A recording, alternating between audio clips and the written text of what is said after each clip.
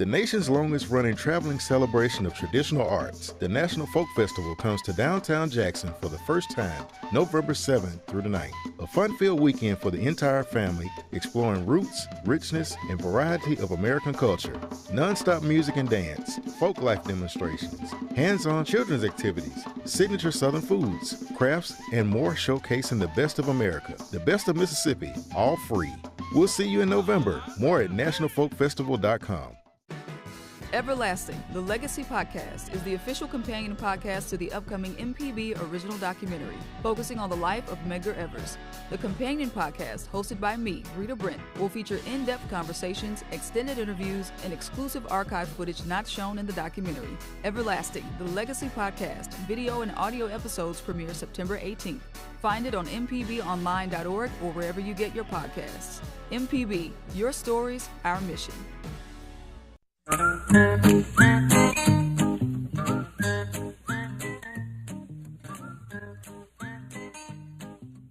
Okie dokie, folks. Welcome back. Horticulturalist Felder Rushing, me and Java and all the folks at MPB, we welcome you. And for the next hour, let's just talk about gardening and stuff related to gardening. If it's about lawns or trees or shrubs or potted plants or vegetable gardens or herbs or bugs or blights or whatever. After 40-something years, I probably have had it myself. So anyway, it's a toll-free program, 1-877 MPB ring. Seemed like after all these years, Java, I'd remember some stuff. Yeah, because I promise you probably can't tell me the actual numbers. Oh, heck no. Heck no. See, this is something, back in the day, back before you were born, when I was in school, we didn't know what dyslexia was. And I have numbers dyslexia. I can barely remember my own phone number. Oh. But, that's about only reason I know my social security number is because I had to stencil it on my underwear and I was in the Navy. TMI, huh? Yeah, but 1-877-672-7464. And that's the phone number. That's MPB ring. Yeah. I'm glad to be here, Java. I've got some stuff to talk about, but it is a call-in program. And let's just start off right off the bat. Talking with a fellow from Jackson named Jim. Good morning, Jim. How are you? Good morning, Felder. I wanted to know, are snakes at all beneficial to a garden? I found a huge snake stand in the garden the other day, and I wonder, are they beneficial in any way? Oh, they're extremely beneficial. When you say a snake den, what do you mean? There were several snakes in one spot? No, the skin of a snake where it shed. Oh, the skin, yeah. That skin got there because the snake outgrew it, and it outgrew it eating stuff you'd rather not have. They eat mice and rats. They eat all sorts of stuff. They're extremely beneficial. The only problem is some of them, only a handful are poison. They're not poison. They're venomous, and if you pick one up and it bites you, you'll get sick. But the vast majority of the ones you find in the garden, if you pick them up, they'll try to bite, but it's just because they want you to put it back down. So anyway, snakes are extremely beneficial. I know a lot of people have an atavistic, sort of a cellular level fear of snakes. I get that. I'm that way with spiders. But snakes are extremely beneficial. If you think that there's some out there, Jim, if you work in the garden, if you'll just take a stick and poke it around ahead of you, they will get out of your way. There are no snakes that are looking for you. They say that snakes are more afraid of you than you are of them, but they really don't know me.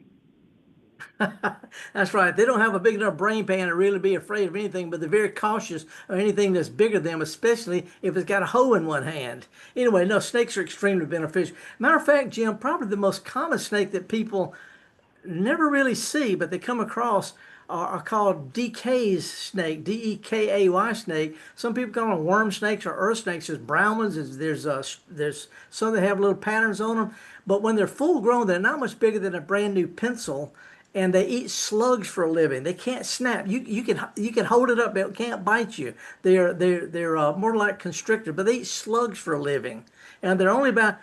People call them when they come across them in the monkey grass, they say it's a nest of ground rattlers. Well, no, it's not. It's little worm snakes or decay snake, and they're just looking for some slugs to eat.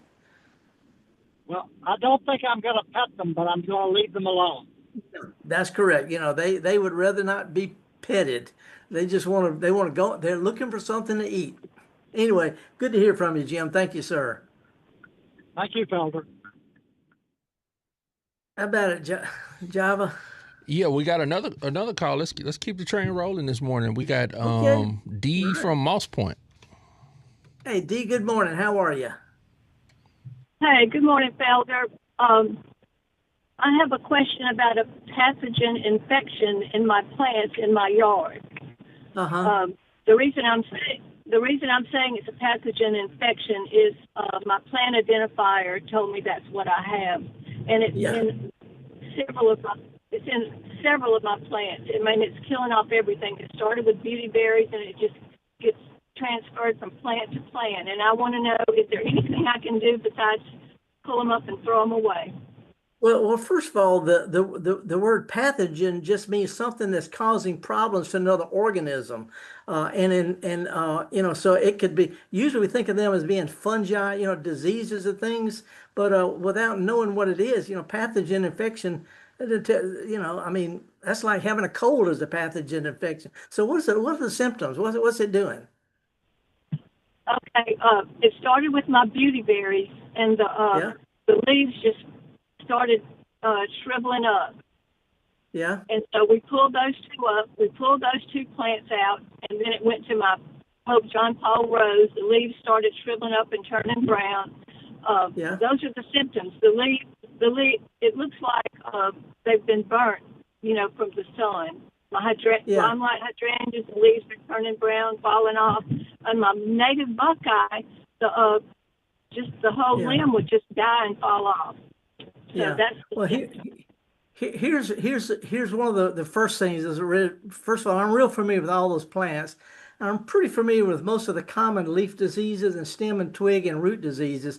And those plants normally don't share, they're not related, and they don't share the same diseases. So the only thing that they have in common is going to be their roots. And it could just be that your dirt stays a little bit wet during wet spells or dries out a little bit harder in dry spells. And over a period of years, and by the way, I've lost mature magnolia trees. I lost an 80-year-old Cleara shrub and Nandinas from just a combination of really, really wet months followed by really hot, dry months that both caused root damage. And they reached a point in the middle of summer where they had all these leaves and it was hot and it was dry and they needed all the roots they could get, but the roots were damaged. And so typically when a plant starts to lose leaves like that in the summertime, it's almost always related to some kind of root problem.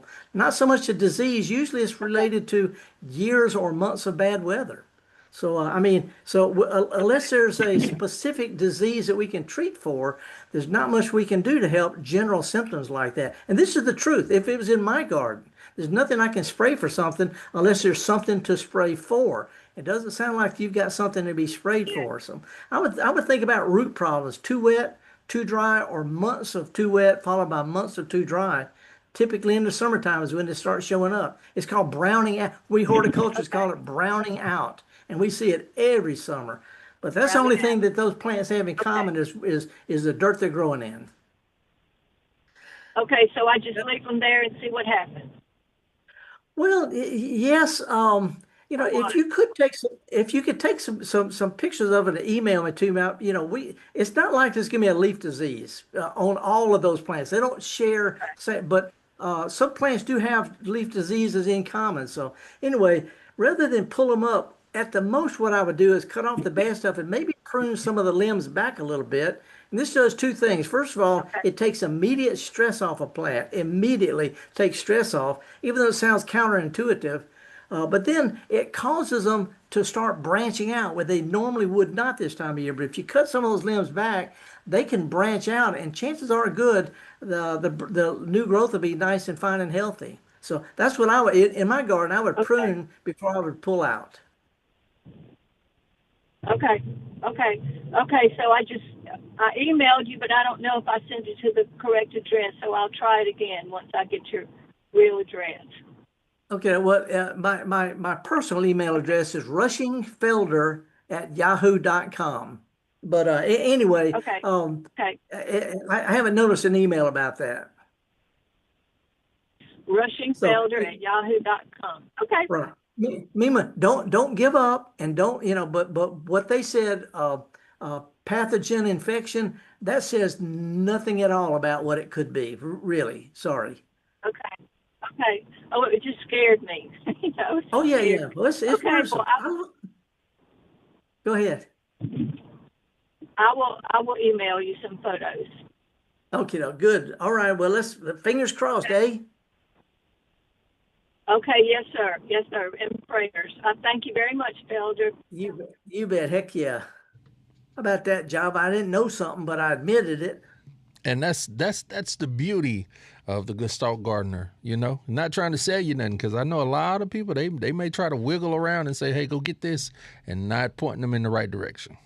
Yeah, that's right. And so anyway, no, it's there's a lot of confusing stuff right now this time of year. I mean, Java, it's been tough. Usually, you have a beautiful new landscape, and there's plants in your landscape that died because of bad weather before you bought the house that you can't kill. They grow in cemeteries, but just plain old bad weather. And yeah, it happened. Mm-hmm. It happens.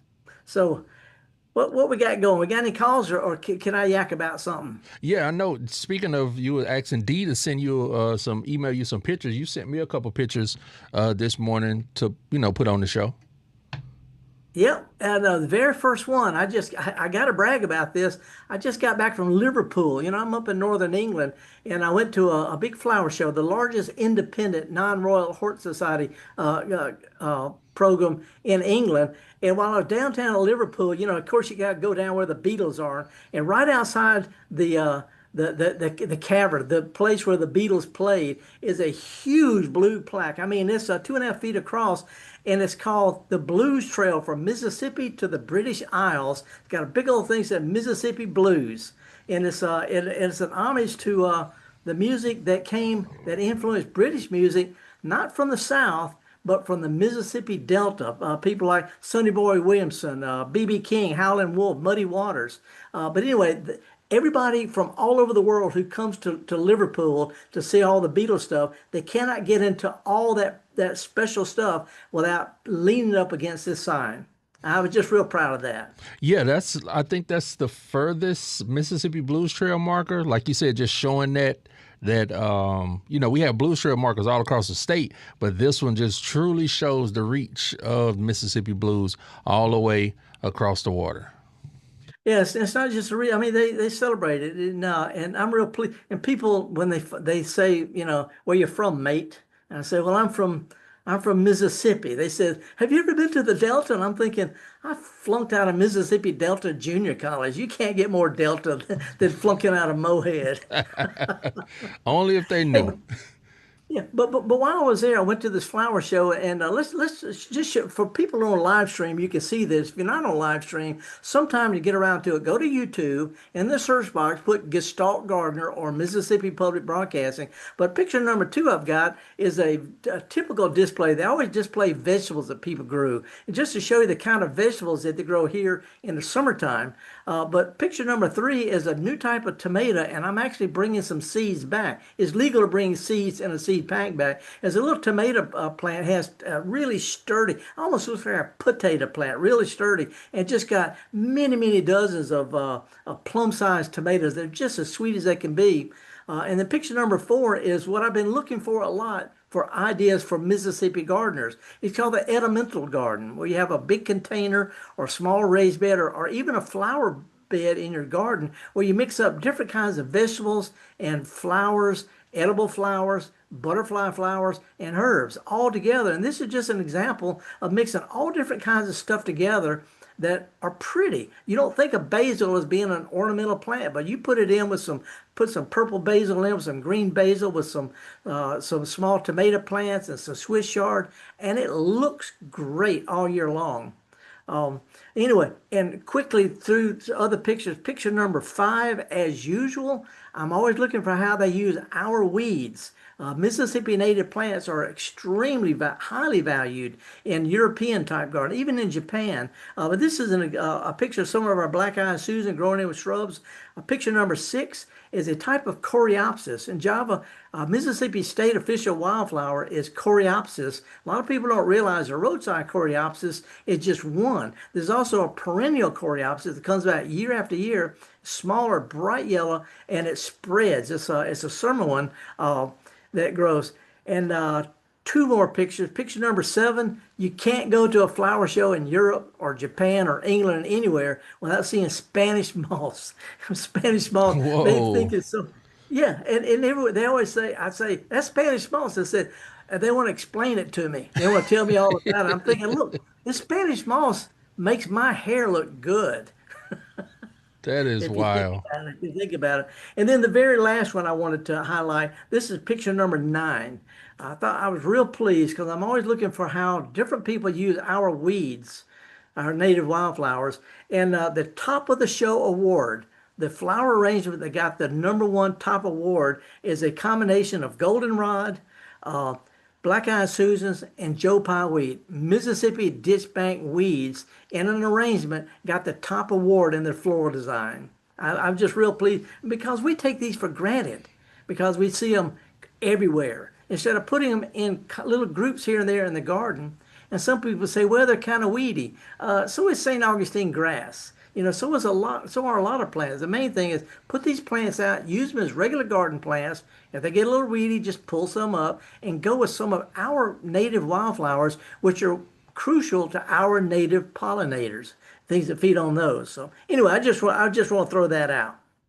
Well, like to your point about weeds, they're only weeds until your daughter picks you about 5 of them and brings them to you. And then it's like, these are the most beautiful flowers I've ever seen.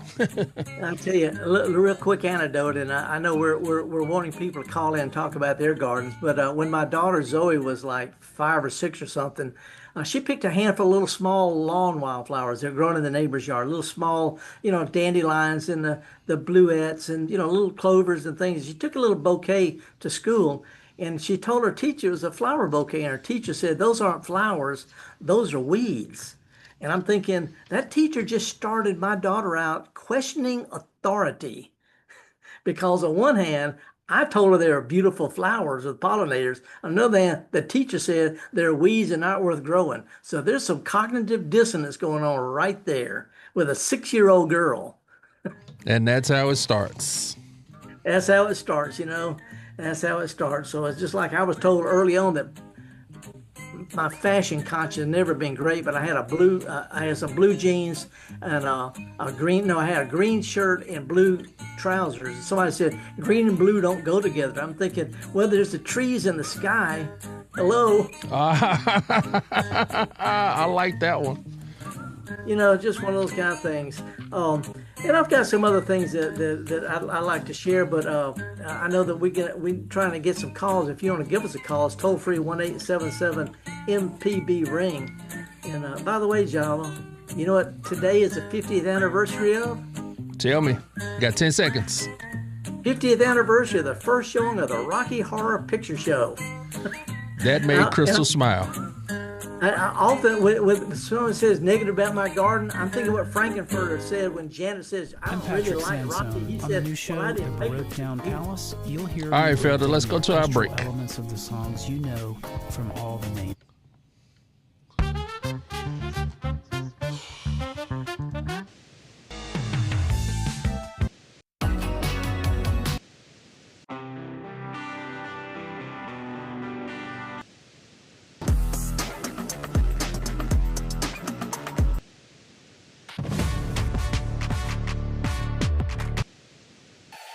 Together through the years, together in the future.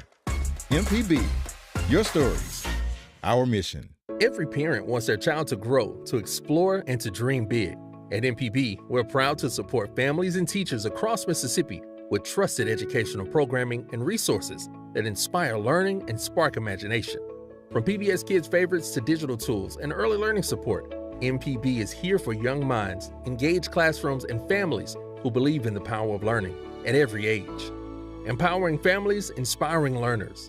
MPB, your stories, our mission.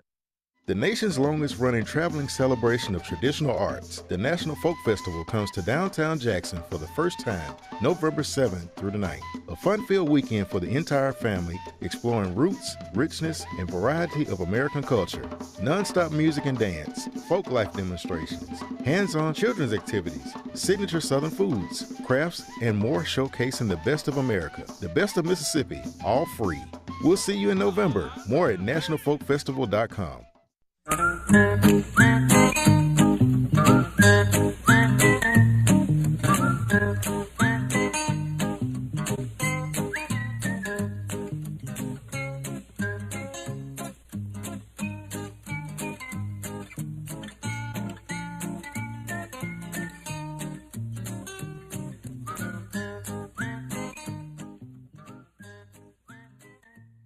Okay, folks, welcome back. Horticulturalist Felder Rushing. And John, before we go to the call, did you get that last comment I made about Rocky Horror Picture Show? Yeah, and Crystal on the YouTube chat, because that's one of her favorite, well, I dare say her favorite movie, she said, let's do the time warp. Yeah, let's do the time warp. But I loved it when Janet, when she was asked by Frankenfurter what he thought about Rocky, she said, well, I really don't like him. And he said, this is what I say when people say they don't like my garden. I didn't make him for you. Anyway, let's go to Itawamba County, talk with Jackson. Hi, Jackson. Thanks for holding. Jackie. Hi, Jackie. Hi, Felder. Hi, Java. My friend Karen gave me some black-eyed Susans from her yard. I planted most of the black-eyed Susans in the dirt, and then I planted some in a pot. But what's happening is that a lot of the yellow petals are disappearing, and the plants did really well for a long time. And now the black-eyed Susans in the pot, the leaves are spotted now. The black-eyed Susans that I planted in the dirt, the leaves look healthy. It's just that some of the petals are disappearing, and I'm just wondering if there's anything I need to do to help those plants. Well, there's a couple of things. First of all, those growing in what I call DIRT dirt, this is what they naturally grow in. They grow best in slightly improved dirt. If you got regular dirt, if you add just a little stuff to it, they'll grow better than in hard dirt or all organic matter. And your potting soil is all organic matter. And there's a different kind of root that forms in different kind of soils. And plants that are used to really harsh conditions don't do as well in pots. They dry out more quickly. They're temporarily too wet when you water them. So if you want to grow them in containers, next time you repot them, add just a little bit of real dirt to your potting soil. Not too much, but enough to kind of, it's sort of like making gravy. It doesn't take much flour to make a good gravy. But if you'll add a little dirt to kind of firm up the potting soil, they'll have a sturdier root system, and they won't go through that wet, dry cycle that happens to container plants.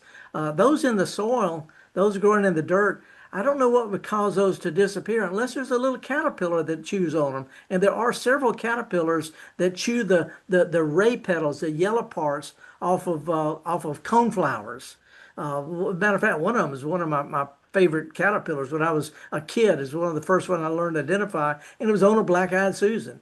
So not much you can do about that. It may be something coming up at night, feeding on the leaves. I mean the real tender yellow parts of the flower and going back down. So unless we know what you're spraying for, I wouldn't want to spray because you're trying to attract pollinators to the flowers anyway. So not much I can do. Not much I can recommend. Instead, just a little bit of fertilizer and occasional deep soaking. See if they won't keep on putting on some more flowers. Okay, well, thank you so much, Felder. Well, it's just a good educated guess, but I appreciate you calling about it. You're welcome. Bye-bye.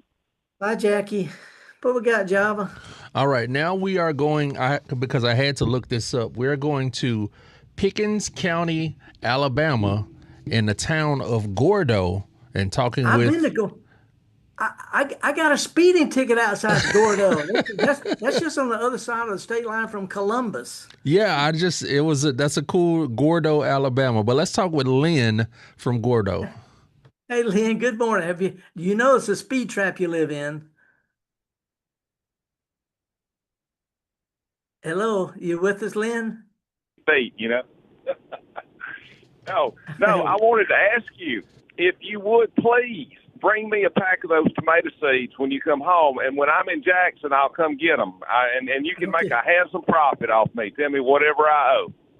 Okay. Well, I'm always, when I go to these flower shows, I'm not going there just because I'm a garden expert. I mean, I go to these things as a member of the press. I get to go into before the regular crowds and all like that. But I'm always looking for stuff that'll help me and mine, and that means you and me. So there's a lot of really cool vegetables that are grown overseas that for some reason they don't make it to the regular seed racks in local garden centers. But as soon as I forget the name of it right now, but I'll sure find out. Anyway, holler back at me. Yeah, okay. Well, yeah. So the coreopsis comment, we love them. We plant them in with our daylilies as companion plants, and they just line the bed, and they give it so much more character and so much more to look at when things get hot and dry, like this time of year. And the lilies are still blooming, and the rebloomers are blooming, but you got the coreopsis to look at, and they'll spread, and we'll spread them all over the place. Another thing I like to spread around, and this will grow in gravel. This will grow in the driveway, and we just kind of step around it or maybe drive around it, is moss roses or portulaca. And we've got some that have evidently they've crossed, because we've never planted this variety, or they've crossed or regressed because we've never planted these single blooms, but they're coming up single blooms with a little watermark down inside, and they just make me smile when I see them and step around them. I'll pull the weeds around them and just leave them in the driveway, and folks will come and they'll say, "Why is that growing in your driveway?" I said, "Because that's where it wants to grow." As a matter of fact, you put moss rose in really good soil and water, it disappears. It wants to be in gravel driveway. But to answer your question, a lot of hybrids that are grown from seed do slowly revert over time back to the originals, which usually are just, to them, it's just ordinary, but still spectacular. I'll tell you another really good plant. I love talking with daylily groups all over the South. I really like perennial salvias in with daylilies because they're spiky, and they complement the shape of the daylily flower. But in England, they also use a lot of our native monarda or bee balm as a companion plant to daylilies. It's just are some really good combination. The daylily people are I'm sorry, my friends in the Rose Society and the Iris Society and all these other plant societies, but daylily people have the most fun with what they call companion plants. In other words, things that do great, but they make your daylilies look better. Yeah, we love the salvia too. The purple Russian sage and the purple salvia, we've got it all over the place. Butterflies love it. We just planted some. She just found some red. I forget the name of it. July 4th, I think. Salvia at the Garden Center in Birmingham, and we just planted it more for the butterflies than for us. But it's also great, for us. So anyway. Well, anyway, thanks for the tip about the moss rose. There's a handful of other plants that reseed like that also, but the coreopsis, I do have a question. Is it just the regular big, tall coreopsis with the yellow flower, or is it the perennial one called threadleaf coreopsis that you grow? We've really got both. And they're different places and different applications. So kind of like around the edge of some of the raised beds, we'll put that smaller, the more compact one, but then kind of out in the middle of some other beds, maybe where there's not even any daylilies. Oh, and another thing that we've kind of let it get away from us, as I've heard you say, it's kind of got away from us is some of these wild violets. And in some places under the oak trees where nothing else will grow, these wild violets will kind of cover the ground. Kind of like that. Wild violets have been growing under oak trees since before people were here. But I love it. That's such a southern thing. It'll get away from you. Think twice about this one. Anyway, man, I appreciate your call. Thank you. Hey, man, talk to you soon. Be safe. Okay. What's up, Java? You want to play our tune? Yeah, it's about time for us to play our cheesy tune. Which one did you go with? I don't know. Should I go with what's it called? A more polka feel, or I don't know. You sent me two. Both of them are pretty cool.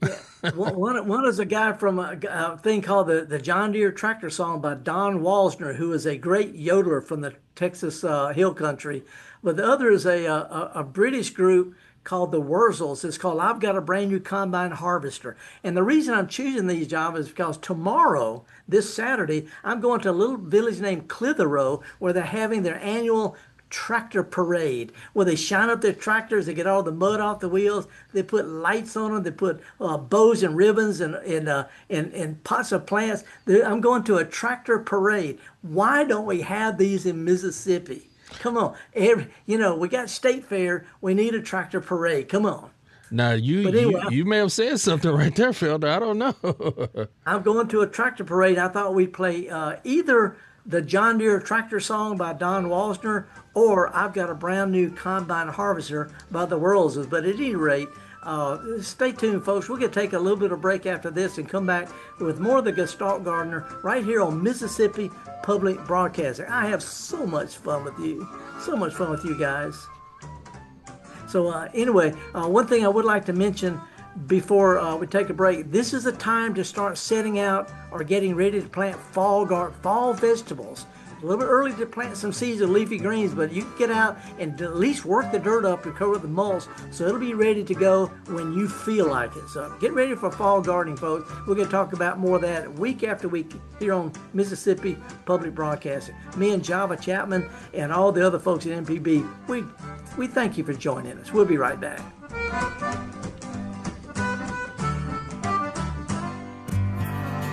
At the Mississippi Arts and Entertainment Experience in Meridian, we believe in the power of the arts, storytelling, and education, just like Mississippi Public Broadcasting. MPB connects communities across the state with quality programs that inform, inspire, and engage. Their audience is loyal and appreciative of businesses that support public broadcasting, which makes underwriting on MPB a smart investment. Join us in supporting MPB. Learn more at mpbfoundation.org.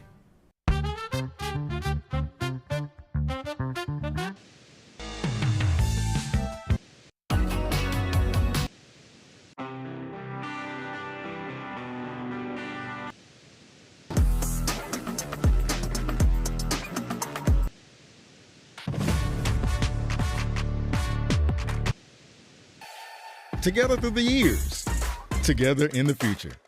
MPB, your stories, our mission. When the weather turns severe, when breaking news affects your family, when Mississippi needs answers, MPB is there. We provide real-time emergency alerts, trusted news coverage, and live broadcasts of emergency updates. Available on TV, radio, and online. MPB is on the air and by your side every day of the year. Because when it matters most, Mississippi turns to MPB, Mississippi's trusted source. MPB, your stories, our mission. Hi, ladies and gentlemen. My name is Bobby Rush. As a blues man, I love Mississippi Public Broadcasting. If you support Mississippi music and their local programming, donate now, right now, and become a member today, not tomorrow. Thank you. Thank you. Thank you. Doesn't matter how big or small, but we prefer big. Thank you very much.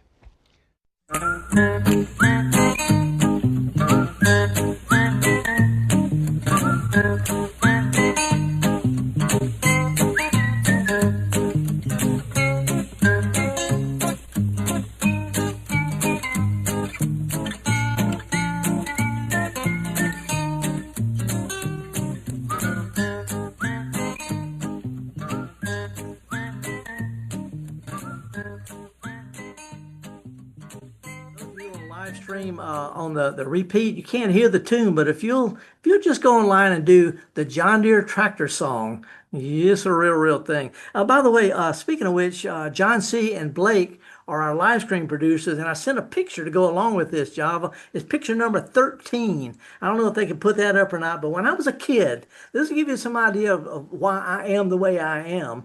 When I was a kid up in the Delta, we used to go to town on Saturdays, and there was an old boy who used to drive his old gray Ford tractor down the street doing wheelies. He was doing wheelies on his gray tractor, right? And he had shoes that were spray painted silver with yellow lightning bolts on them. And we're talking about the late 50s, and I was thinking that's normal. So of course I am the way I am. Yellow silver shoes, yellow lightning bolts, of course. This is before Elvis. Doing wheelies in a tractor? Yeah, it's one of those little things, going down the main street doing wheelies. Oh, wow. It's a weird world, man. It's a really weird world. And if we don't have any callers right now, give us a call. It's 1-877 MPB ring. We've got plenty of time, but I wanted to put up a couple of pictures from the flower show I went to at Southport, north of Liverpool, Charlotte number 10. This is a tray of succulents. Now, Java, you know I'm gone a lot. I'm gone from both Mississippi for months at a time. I'm gone from England for months at a time. In both gardens, I grow hardy succulents, cacti and succulents that are pretty. They're interesting. They don't need a whole bunch of water. They don't need care at all, but they're really, really interesting. But picture number 11, yesterday I got a brand new, I've been wanting this plant for so long. It's a type of cactus called prickly pear. And this little one is called bunny ears. Can you see it's got this little green with little bunny looking ears on it? Yeah, it does. Okay, well, when I was coming back on the train from Liverpool, I was sort of, I had these things in a bag and all. I'd got them from members of the British, maybe I shouldn't say this, but I'm a member of the British Cactus and Succulent Society. Yes, I am. Anyway, I got this little cactus called bunny ears, but when I was coming back, I caught a really bad case of the dreaded glocknid dermatitis. Any idea what that glocknid dermatitis? No, it does. It sounds like you don't want to. Tell me what it is. The next picture will say, next picture, number 12, these cacti, we think of cactus having thorns on those long spines like little needles all over it, but only members of the prickly pear family, the ones with round flat leaves like pancakes, they not only have thorns, but they have little raised bumps, and they're called glocknids. And what you don't realize is those little raised bumps are full of hundreds of tiny little barbs. They're called glocknids, and they're not like thorns, but they're real small. And if you just barely touch one of these, 15 or 20 or more are sticking, and they're tiny. You can't even see them, and they're barbed. They just burrow into yours. Anyway, I'm eating. My hands are burning like I've been like I've been running my hands through a fire ant mound because they're just so eaten over these little glocknids from a stupid cactus that didn't even have thorns on it. Anyway, I don't know what to say, Job. Poor me. No, but it goes with the theme. It's a weird world. Yeah. Oh, and I don't know. Here, by the way, I don't know if you can see this, but here's the one that I actually got it from. Can you see those little things?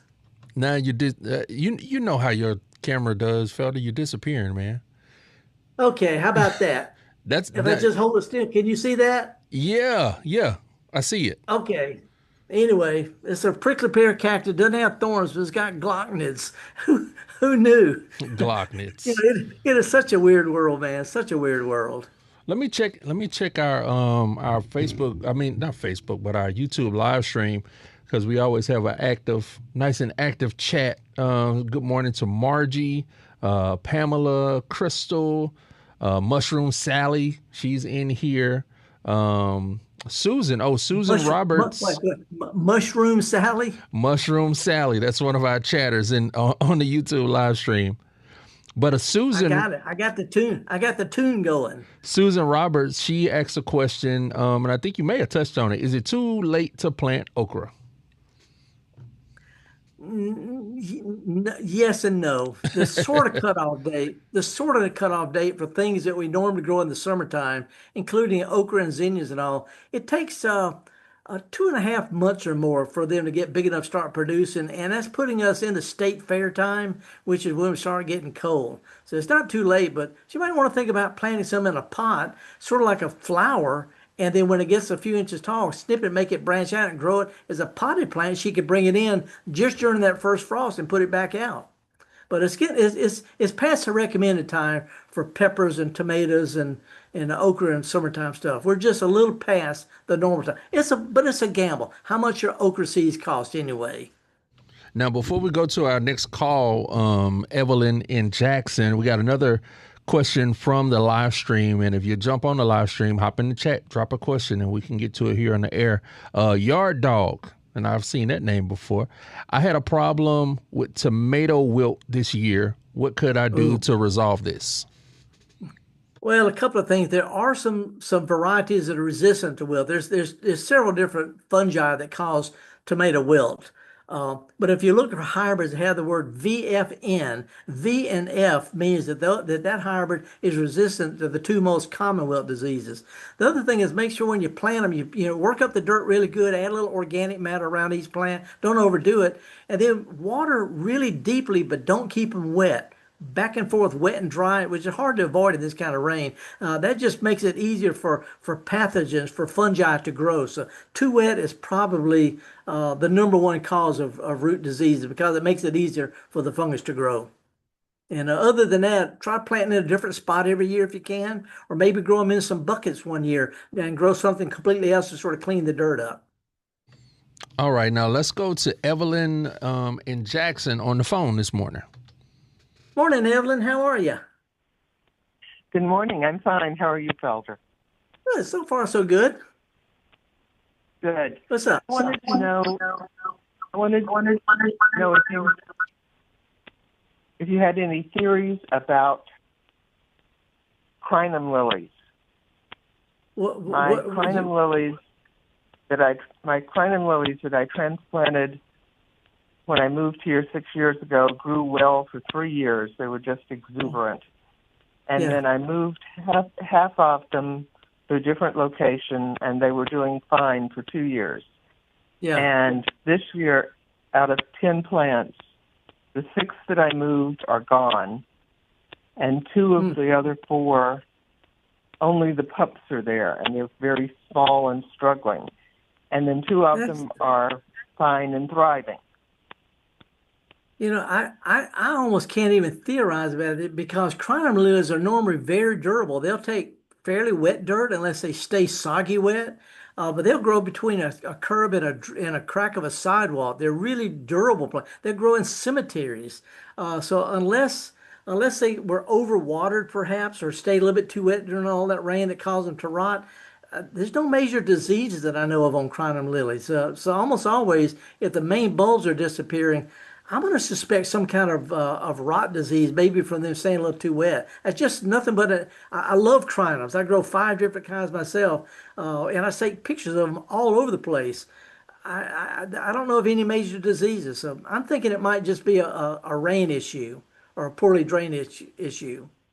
It's just a guess. It's just weird that out of 4, all in a row, 2 are fine and 2 are disappearing.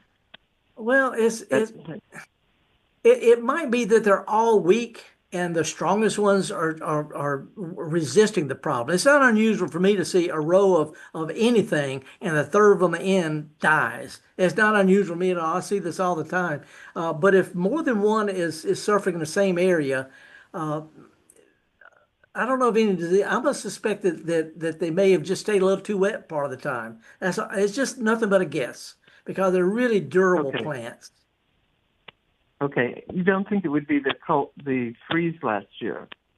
They're not susceptible to freeze, are they? I've seen crinums in Kentucky. They grow in Scotland.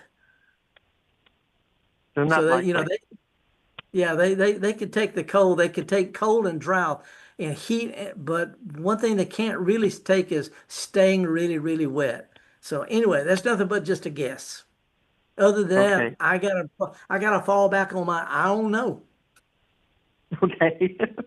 One other question. I have a fig that was here when I moved into the house. I've never gotten a fig off of it. I've pruned it like you recommended. And I've planted another fig, and I've never gotten a fig off of it. Well, figs are another thing where a lot of people have that problem. There's a number of reasons why figs won't grow. Sometimes it's because they're staying wet. Again, these are native to the Mediterranean. They grow easily without a whole bunch of rainfall. But if they stay wet part of the year, and also a sudden hard freeze can damage them a little bit. But they produce figs on the new growth as long as it comes off of something that grew last year. So if you prune them really, really hard, they'll sprout back out, but they won't produce figs. I always leave short stubs. When I prune mine in the winter, I leave stubs of what grew the year before. And what grows off of that will have figs. But keep in mind, a fig is a flower. If the plant's under any kind of stress at all, the first thing that goes is flowers. So too much fertilizer, too much water, shade. Those are the main causes of figs. But other than that, again, I'm back to guessing, and I hate to guess. Okay. Well, I appreciate it. Thank you. Okay. Good luck on it. Whew. Hang on. Java, hang on a second. I gotta plug in my laptop here. We talked longer than I thought we were going to today. Oh no! Oh no! I hit my cactus again. Can you see those spots? You got a little boo boo on your finger. Those are glockness. I got glockness in my finger. Oh no! Hey, I've never said that in my life. I got glockness on my fingers. The glockness. I've learned something today. I can truly say that. Yeah, me too. And by the way, the caller about okra, I forgot to mention, there's a real quick tip. You can soak okra seed for 5 minutes, exactly 5 minutes, in pure Clorox bleach, chlorine bleach. Soak it in just a little bit of bleach for 5 minutes, rinse it 2 or 3 times, roll them up in a damp paper bag, and they will be sprouted in 2 days. So that's a quick way to get okra seeds sprouted. Clorox for 5 minutes, rinse them, roll them up in a paper towel, and they should do just fine, real quick. Okay. We got two calls on the line, but we have an interesting call. A question from the chat. I'm curious about the answer. We got Charles on the YouTube live stream. He says, "Good morning from a fellow Delta boy. I want to grow a grape variety in North Mississippi near Oxford to make wine. Are there any varieties that'll work, or do I need to just go with muscadine?" There are some grape varieties. By the way, muscadine is a type of grape, but it's not the bunch grapes like we think of as grapes. They're different species. There are some that will do well in North Mississippi. Matter of fact, we grow some at the experiment station at Verona outside Tupelo.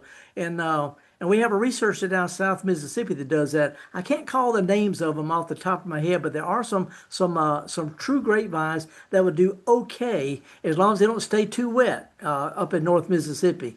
I can't remember the names of them. There's one that's called Mid-South. There's one called Miss Blanc, MISS Blanc. Anyway, that's all I can remember. We do have some varieties. They can be kind of iffy as far as the type of wine, but that's what sugar's for. Now let's go.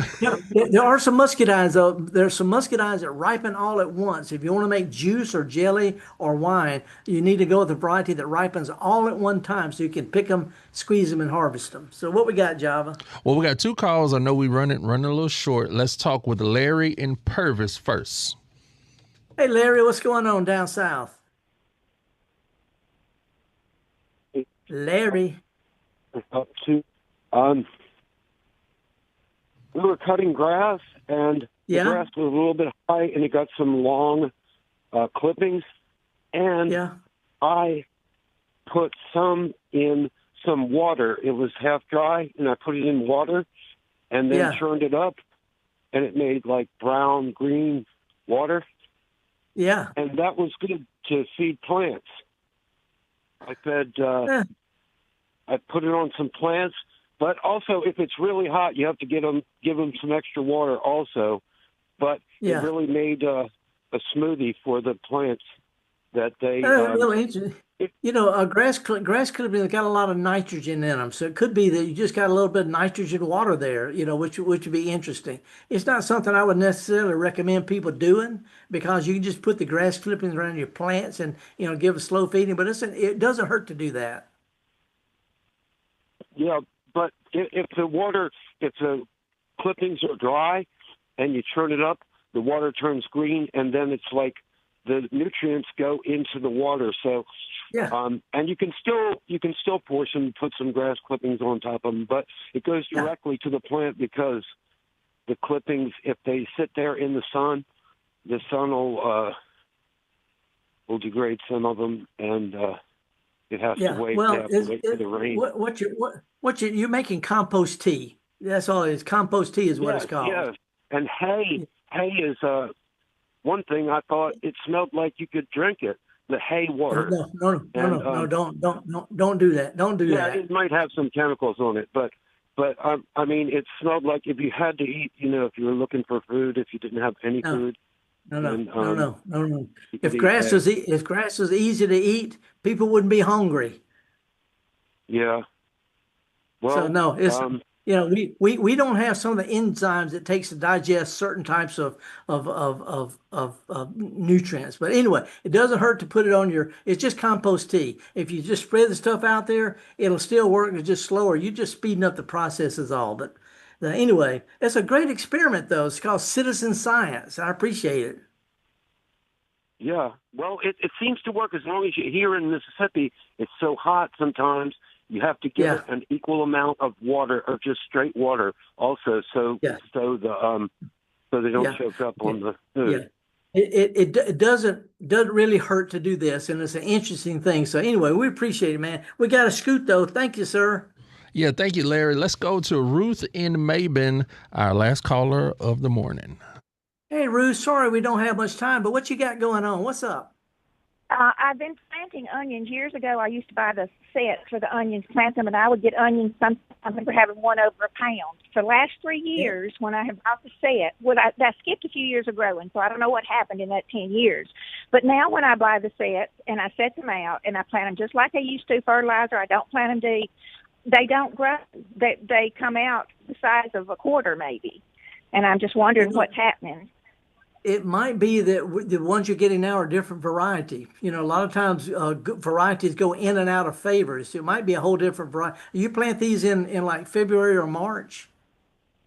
I do. I plant them fairly early. Yeah. So, as long as you plant them where you can pull the dirt back from them, as onions grow, commercial growers pull the dirt back to where the onion is almost sitting on top of the ground. So as long as you don't plant them too deep, a little bit of Hello? Oh, I'm sorry, Ruth. It looks like Felder is frozen. I think he was going to say just a little bit of fertilizer, and then, man. Sorry about that, Ruth. Well, I think that's all right. I think that variety thing might be it because I've done the other thing. So I appreciate that so much, and thank you so much for taking my call. Oh, no, we appreciate you, and I know you've called before. Thank you, Ruth. Bye-bye. Bye-bye. Well, yeah, it looks like Felder is frozen for the duration of the show. This is live radio, people. We appreciate everyone for tuning in on this Friday morning for the Gestalt Gardener. Felder Rushing, gotta love that guy. But make sure you tune in to the podcast wherever you get your podcast. Also, you can check out the YouTube live stream wherever you have internet, because YouTube is for everyone. So is MPB. We appreciate everybody for being here. And if you're not a part of the neighborhood, visit our website, mpbonline.org, and show your support for MPB Think Radio. Coming up next, we have a banger of a show. We're going to have Next Stop Mississippi broadcasting live from Trustmark Park out in Pearl, all about the Mississippi Mud Monsters and how they're helping out the National Folk Festival coming to Jackson in November. Make sure you stay tuned, stay blessed, and as Felder always says, let's get dirty.